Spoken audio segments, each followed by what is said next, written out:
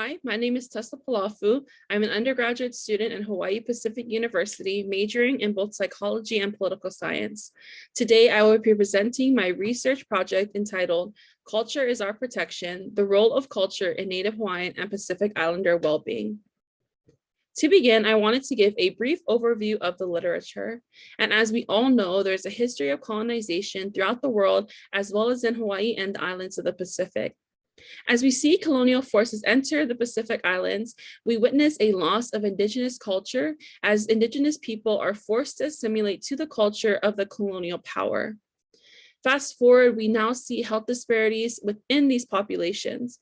For example, American Indian and Alaskan Native populations exhibit higher suicide and alcohol-related death rates than the general US population. And Native Hawaiian Pacific Islanders exhibit higher heart disease-related death rates than the US population. And Native Hawaiian women have the highest rate of death from breast cancer than any other ethnic group. In order to understand these health disparities, Dr. Maria Yellowstone Braveheart proposes the framework termed Indigenous historical trauma, which is defined as the collective complex trauma inflicted on a group of people who share a common identity. And it is a way to understand these health disparities as the lingering and continual effects of colonization. It is associated with various trauma responses, such as elevated rates of suicide, substance abuse, and depression. So with historical trauma, it presents a need to develop an approach that addresses the unique etiology of such trauma. That's where Dr. Joseph Gahn comes in 2011. He proposes the cultural reclamation theory, which advocates for the reclamation of indigenous identity and culture and spiritual practices as a way to directly address the roots of historical trauma. It is a values-aligned approach, simply meaning that the values we use to shape and form our mental health care and just healthcare approaches overall align with the values we find in indigenous cultures and populations. It contradicts the general narrative that indigenous cultures are primitive and harmful. This is a basic conceptual model sort of outlining what cultural reclamation theorizes, where indigenous populations usually exhibit high rates of historical trauma, which lead to decreased individual and communal well-being. However, when cultural reclamation is inserted in there, we see an increased level of individual and communal well-being. So my hypothesis is, as an individual's connection to their culture increases, their well-being increases. My specific research question that I was looking at is, how does an individual's connection to their culture affect their well-being? In order to do this, I used my independent and dependent variables. My independent variable was Asian Pacific Islander percent of total population makeup, which I use as a crude measure for cultural connectedness. And my dependent variable was API substance abuse related death counts by county, which I utilize as a crude measure for well-being. I sampled 33 counties across the United States with the largest API population by percentage, and I utilized a bivariate regression model to examine the relationship between these two variables. There are various limitations to this study, such as the lack of disaggregated data.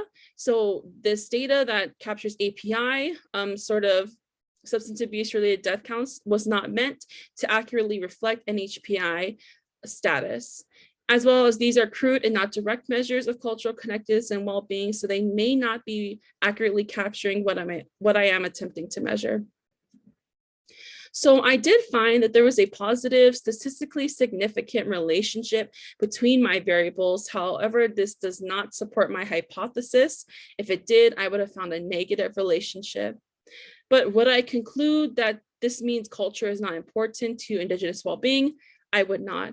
I would rather call attention to the lack of disaggregated data and inaccurate measures that were used in this study.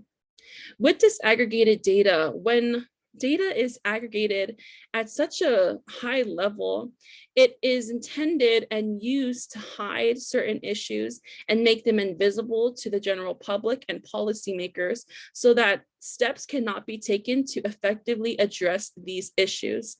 So when API data is used and it's not disaggregated to NHPI levels or anything below that, we are not able to accurately see or understand the issues that certain populations are facing.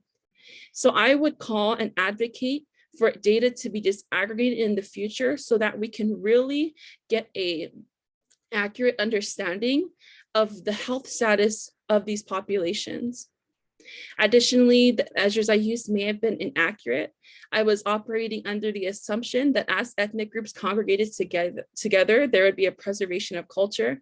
However, studies have indicated this is not always the case. It often depends on key community leaders and the development of community organizations.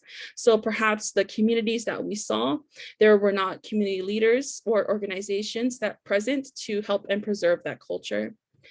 Additionally, there may have been the role of acculturative stress.